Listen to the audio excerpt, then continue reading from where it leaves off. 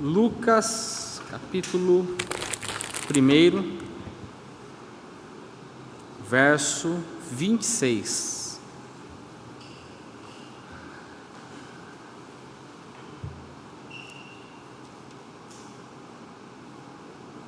Hoje nós temos o nosso terceiro episódio da série Creio, que é uma série baseada no credo apostólico.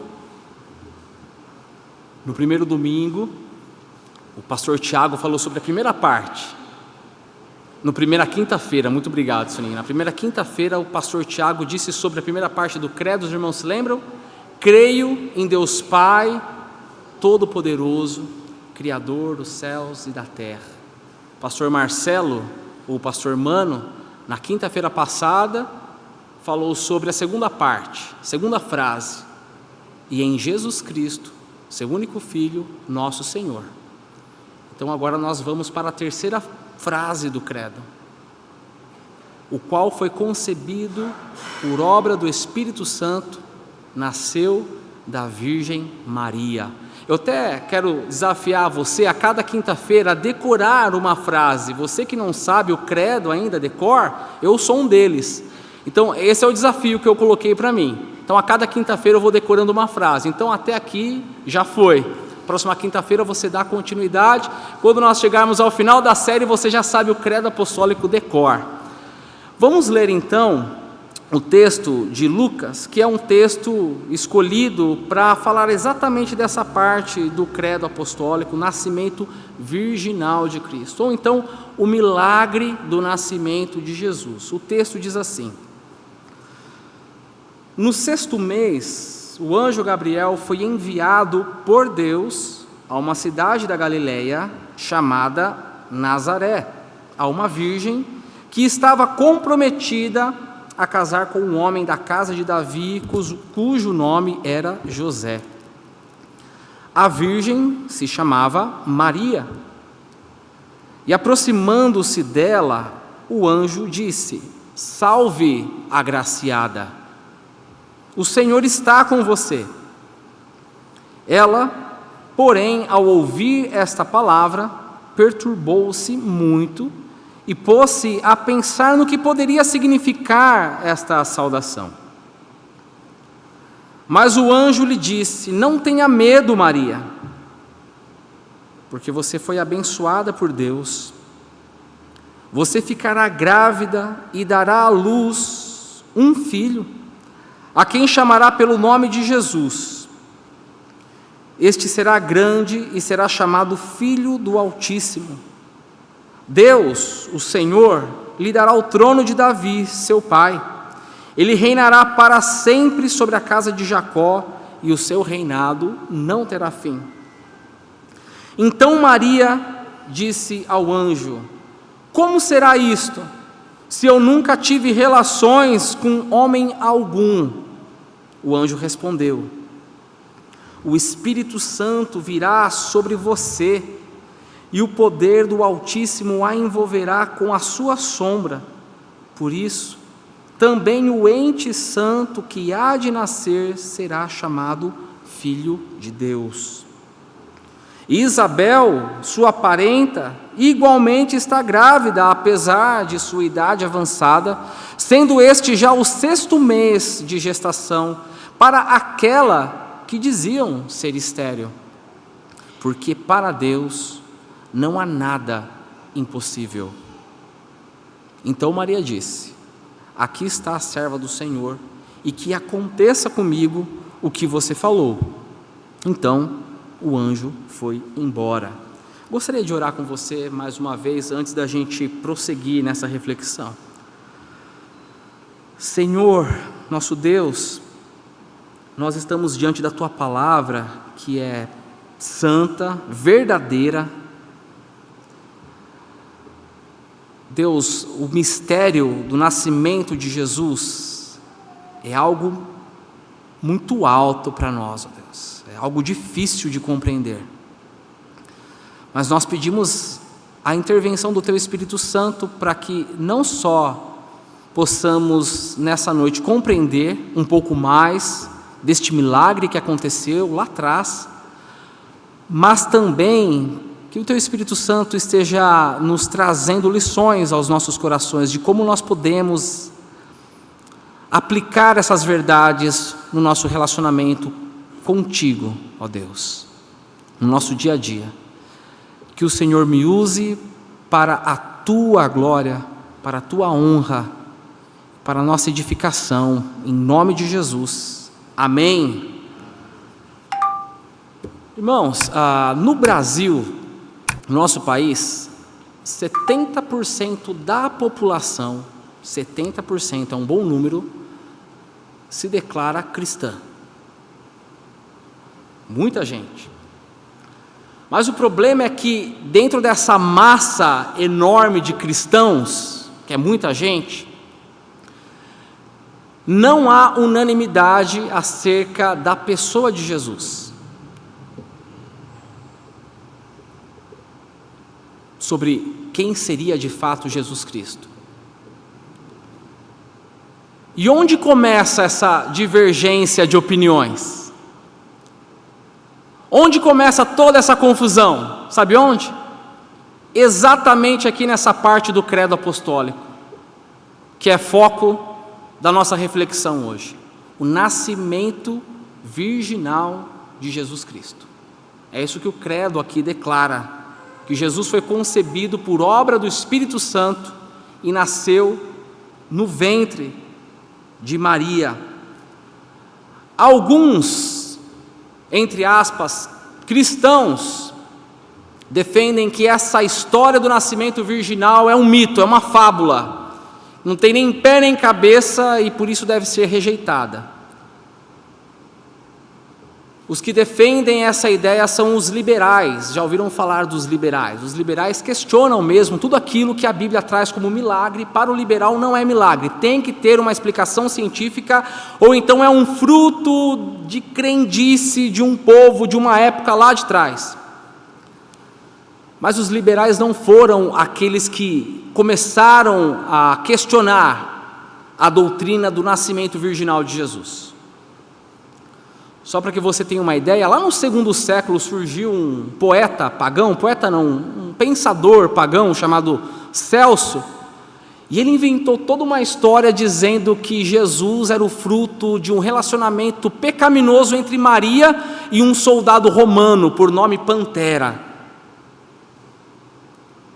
Aí chega a Idade Média, avançando um pouco mais na história, os judeus pegaram essa história inventada por Celso e elaboraram ainda mais, trouxeram mais detalhes.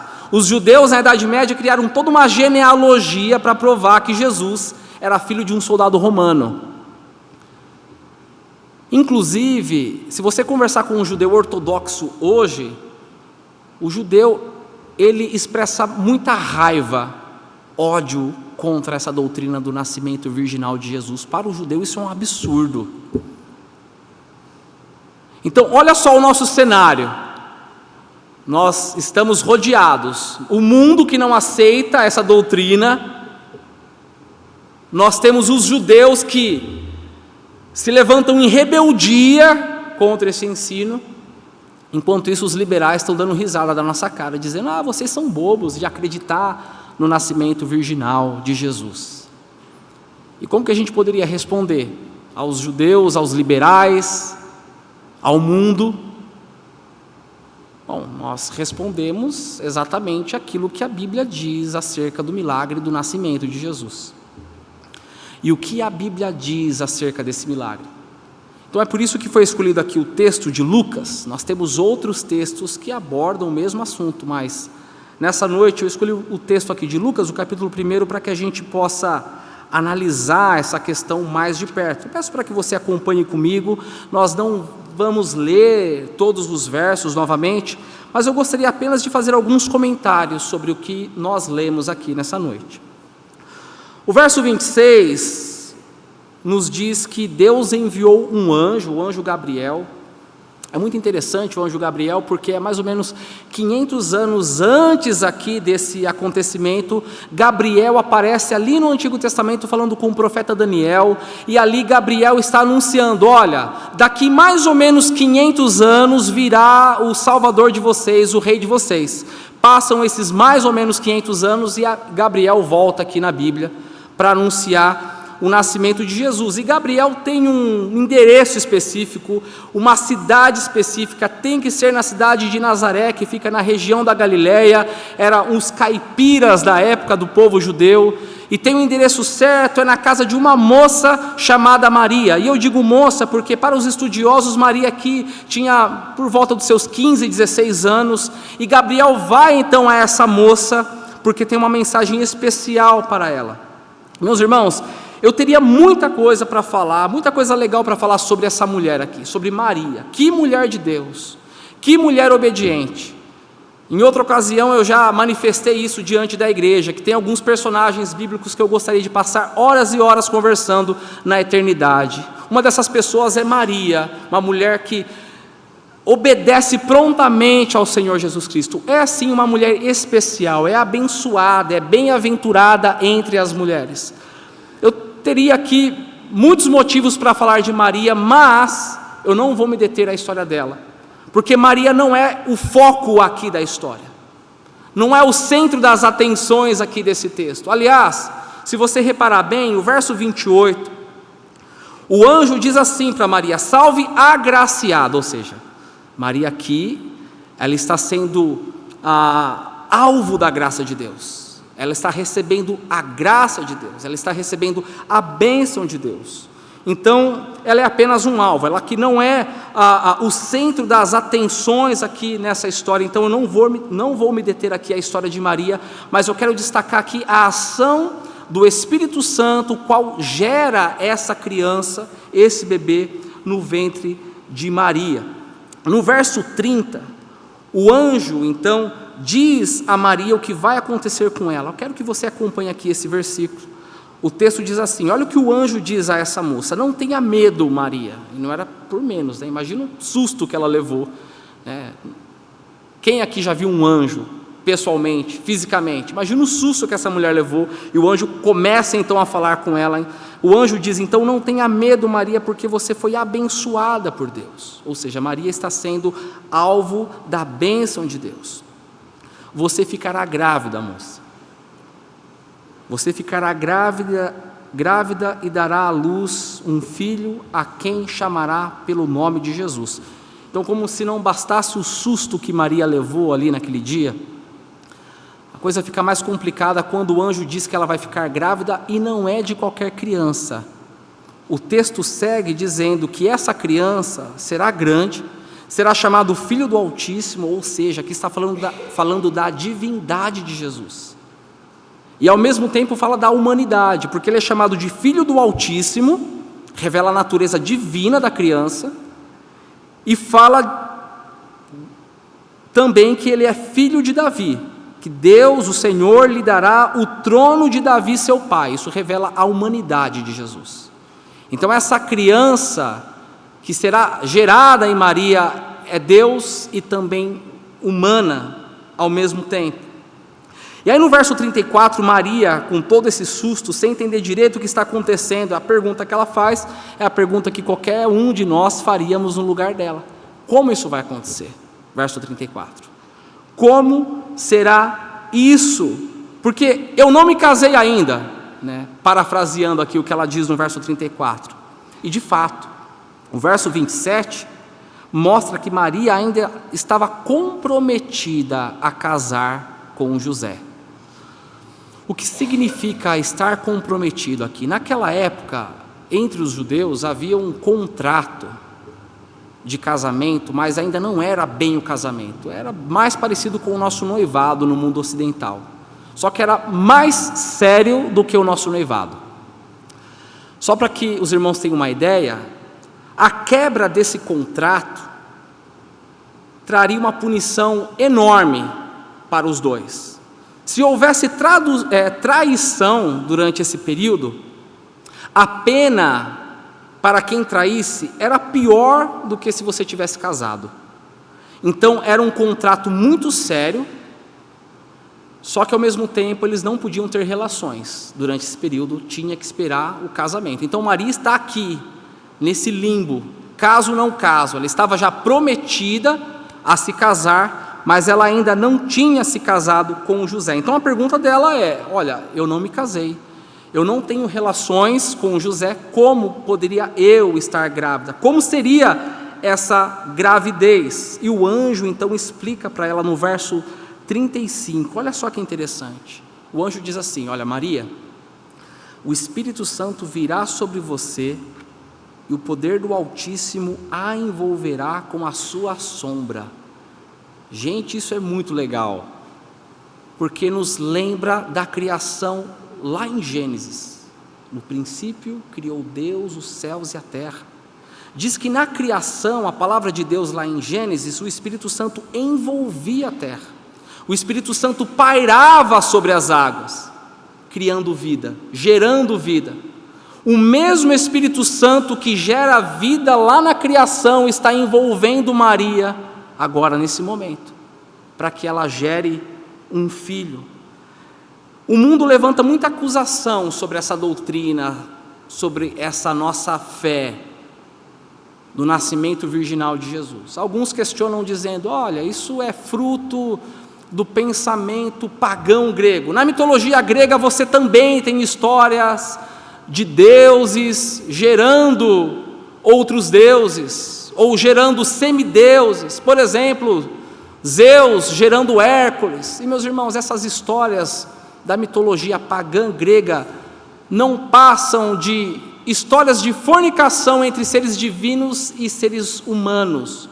A história de Jesus é completamente diferente, porque Jesus é gerado no ventre de Maria sem relação sexual, completamente diferente dos contos pagãos da mitologia grega. O que está acontecendo aqui com Maria, meus irmãos, é um milagre. É um milagre. É um bebê que está sendo gerado aqui por obra do Espírito Santo no ventre de uma virgem. Em outras palavras, o Espírito Santo está providenciando aqui uma semente para a ocasião, uma semente que há de ser unida ao óvulo de Maria para gerar essa criança. Algo que a nossa mente não consegue imaginar, a gente não consegue captar muito bem os detalhes dessa ideia, mas nós cremos por aquilo que a Bíblia revela. O Espírito Santo está gerando essa semente no ventre de Maria.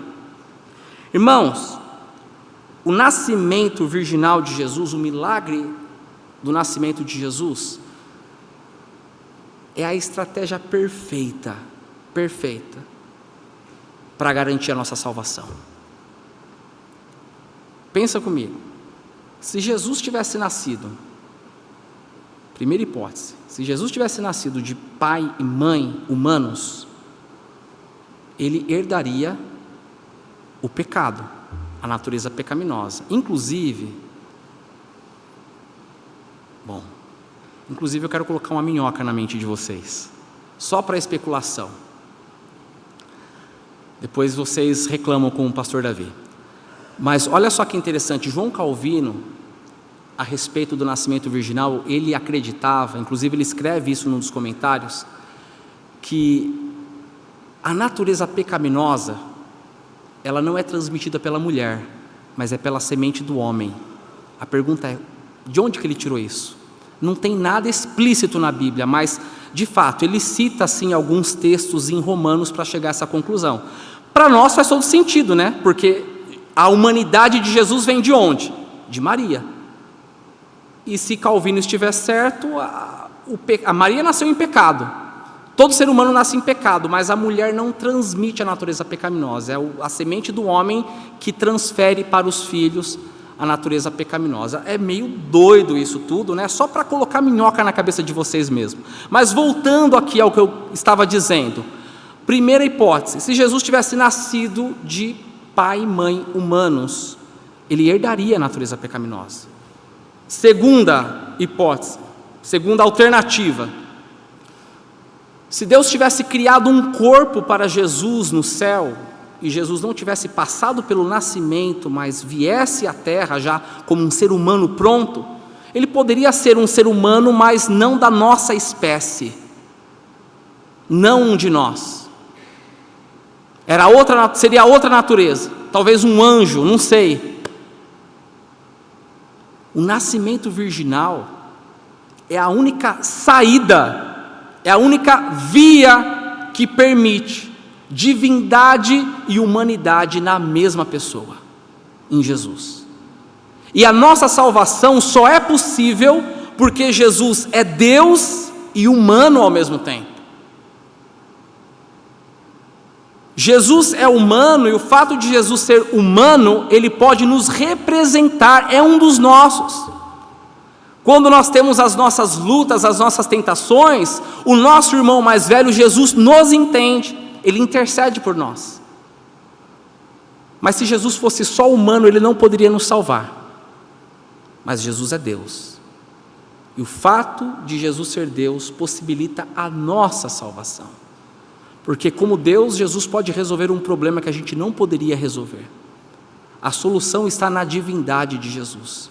Então, entendam, é a estratégia perfeita da Trindade na eternidade. O nascimento virginal de Jesus Cristo. Agora, voltando aqui para essa conversa do anjo com Maria, porque a gente não tem muito tempo, eu preciso avançar.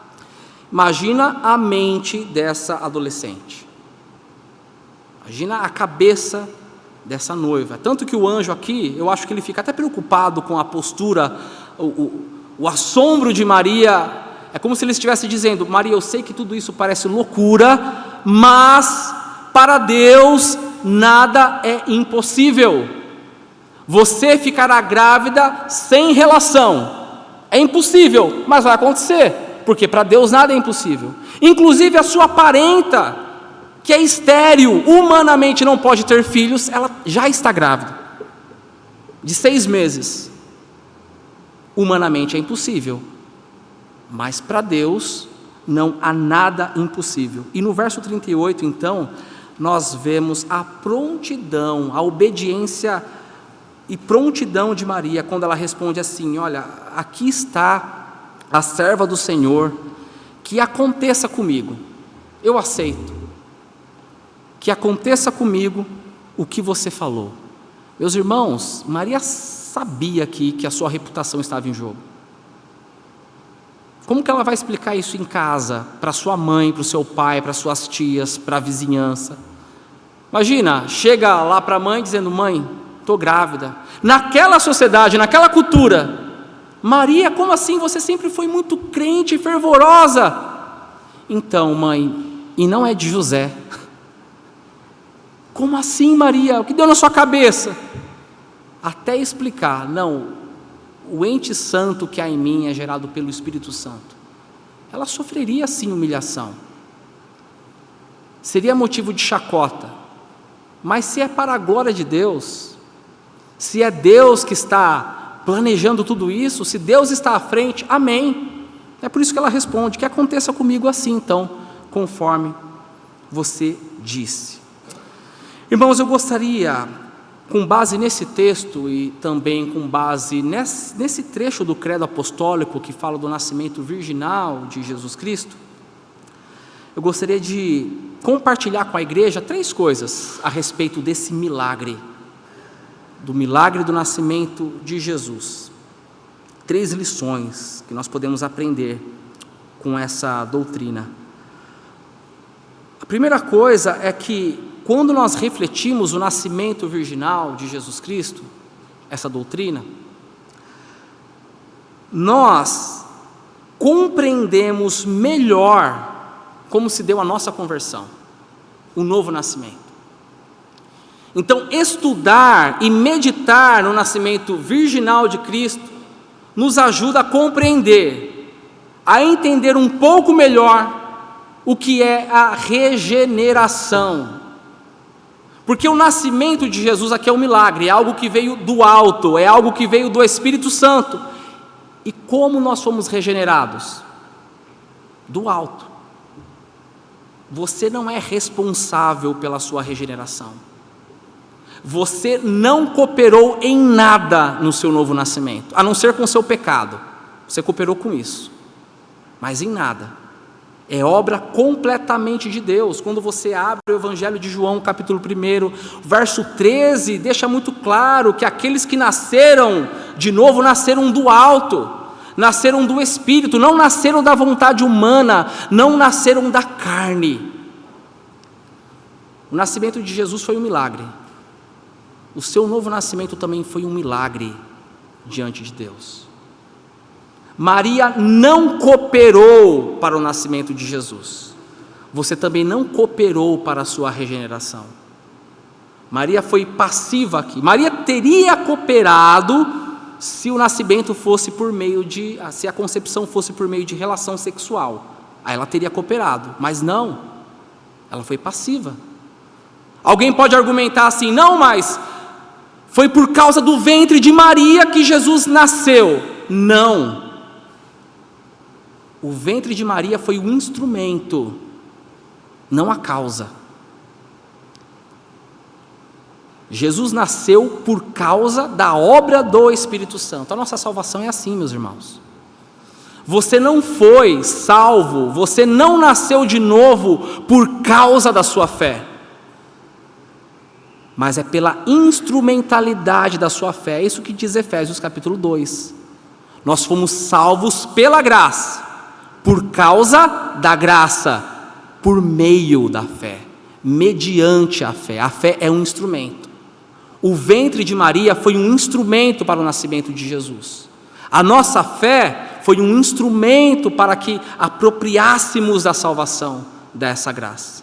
Então, quando nós olhamos para essa doutrina, quando eu olho para essa doutrina, eu fico cada vez mais calvinista. Porque a Bíblia fala de Gênesis e Apocalipse que eu não tenho participação na minha salvação, apenas na minha santificação, mas na regeneração é do alto. Humanamente falando, eu não contribuí para o meu nascimento. Minha mãe é prova, simplesmente nasci. Espiritualmente falando também, o Espírito Santo veio e plantou a semente do Evangelho no seu coração, e essa semente brotou, e porque essa semente brotou, você pôde responder com fé. A fé não é a causa, a fé é o instrumento. Tudo isso a gente aprende quando a gente reflete sobre essa doutrina do nascimento virginal de Jesus. Então essa é a primeira coisa que eu gostaria de compartilhar. A segunda coisa que nós aprendemos com essa doutrina do nascimento virginal de Jesus é que uma nova linhagem humana é iniciada em Jesus Cristo. Todo mundo aqui, todos nós, nascemos já em pecado, porque somos todos descendentes de Adão, do primeiro Adão. Quando eu falo primeiro Adão, é aquele Adão que foi criado lá no Éden. Então, pensa comigo. Deus criou o primeiro Adão foi criado sem pecado, mas quando foi submetido à tentação, estragou tudo. Como dizem os jovens, estragou o rolê, estragou tudo. O segundo Adão é Jesus, a solução é o segundo Adão, uma nova linhagem, uma nova humanidade, que não foi criado, mas foi gerado sem pecado, também foi submetido a todo tipo de tentação, mas venceu. Todo aquele que confessa Jesus Cristo como seu Senhor e Salvador, todo aquele que pega o credo apostólico aqui e declara com fé: olha, eu creio que Jesus Cristo é o único Filho de Deus, que Ele é o meu Senhor, e que Ele foi concebido por obra do Espírito Santo, que nasceu da Virgem Maria, que padeceu sob o poder de Pôncio Pilatos, que foi crucificado, ressuscitou ao terceiro dia, está à direita de Deus. Todo aquele que professa essa verdade faz parte da nova linhagem, faz parte da humanidade de Cristo, de uma nova linhagem. Então, quando nós estudamos a doutrina do nascimento virginal de Cristo, nós entendemos que agora nós fazemos parte de uma outra esfera do reino de Deus. É uma nova humanidade que foi inaugurada por Cristo Jesus. E em terceiro lugar, eu gostaria de compartilhar com os irmãos que defender aquilo que o credo apostólico defende nos separa dos demais, nos diferencia neste mundo, queridos. Confessar esse Cristo aqui declarado no credo apostólico, revelado nas Escrituras, nos torna diferentes, nos separa do mundo. Para o mundo, como eu disse no início, é loucura acreditar que Jesus nasceu de uma virgem. Para nós é uma verdade inegociável. Não só esse trecho do credo, mas todo o credo apostólico. A crucificação de Jesus, a ressurreição ao terceiro dia. Meus irmãos, a vida terrena de Jesus é um milagre desde o nascimento até a sua subida ao céu. Para nós é verdade absoluta e inegociável. Agora, se nós somos de fato cristãos bíblicos, isso significa que a gente precisa colocar na balança tudo aquilo que a gente ouve a respeito de Jesus, nas mensagens no Spotify ou no YouTube, ou as mensagens do púlpito, ou então as canções que nós ouvimos no Spotify, as canções que nós entoamos durante o louvor. Tudo isso precisa ser colocado na balança, irmãos. Por quê? Que Jesus está sendo pregado naquele sermão que você ouve durante a semana no YouTube. Você gosta do pastor porque ele é gentil, ele é sorridente, mas qual Jesus está sendo pregado ali? Qual Jesus está sendo entoado nos cânticos que você ouve, do ministério de louvor que você mais gosta? Meus irmãos, em geral nas igrejas evangélicas está faltando pregar e cantar a respeito do Jesus encarnado, do Jesus crucificado, que ressuscitou ao terceiro dia, que está à direita de Deus. Muitas canções e muitas pregações falam apenas de um Jesus romântico, é o Jesus do toque, do carinho, do abraço e do beijo, mas não é o Jesus aqui professado pelo credo apostólico, o Jesus da Bíblia. A gente precisa colocar isso na balança. O credo apostólico, ele serve para isso. São verdades extraídas da revelação, que é a palavra de Deus, que é a Escritura. E com certeza nós não seguimos a Jesus por conta das suas mensagens motivacionais, ou da sua mensagem de amor, de paz. Nós seguimos a Jesus principalmente por aquilo que o credo apostólico declara a respeito de Jesus, que a vida terrena de Jesus é um milagre do início ao fim. Nós precisamos colocar tudo isso na balança, meus irmãos. Que Jesus nós estamos adorando? Se 70% da população é dividida acerca de Jesus, qual é o Jesus que você crê? Qual é o Jesus que você adora?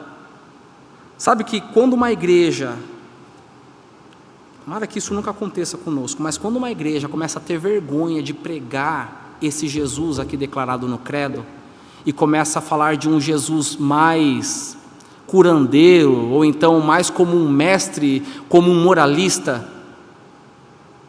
aí o negócio desandou. Aí a igreja deixa de ser igreja. E a gente precisa voltar às Escrituras. Por isso que doutrina é importante, meus irmãos. Por isso que o credo apostólico é importante. Esse Jesus revelado na Escritura e declarado também no credo apostólico é diferente, meus irmãos, é único. Ninguém nasceu como Jesus, ninguém viveu como Jesus, ninguém morreu e ressuscitou como Jesus. Ele é único, é único. Amém? Tem mais uma coisa que eu gostaria de compartilhar com a igreja, para direcionar a nossa oração final, antes de encerrarmos esse culto. Quando eu estava refletindo acerca desse texto e também dessa doutrina do nascimento virginal de Cristo, mas principalmente nesse texto que nós lemos de Lucas, algo que me impactou, é algo tão simples, mas me impactou na leitura, é ser lembrado pelo Espírito Santo de que nós estamos diante do Deus do impossível, do Deus do milagre.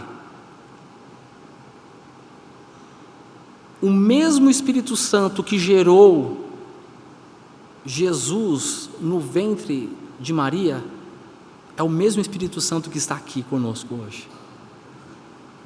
E eu gostaria de orar com você, agora nesse momento. Sei que nós já tivemos a nossa intercessão, mas eu quero que você leve em consideração isso. Você está diante do Deus do impossível. Para Deus nada é impossível. Talvez você tenha vindo nessa noite com uma causa que você já até desistiu de orar. Isso é impossível. Ou então você já deve ter dito, isso só um milagre para ser solucionado tal coisa. Só um milagre. Você está falando com um Deus certo, com o Senhor dos exércitos, aquele que é capaz de gerar um filho no ventre de uma moça virgem. É o Deus que está acolhendo as nossas orações hoje. Então eu quero te encorajar nessa oração. Não significa que Deus vai atender exatamente como você pede, mas como faz diferença você orar sabendo que está orando ao Deus que pode fazer tudo aquilo que quer, conforme a sua vontade, conforme o seu desígnio.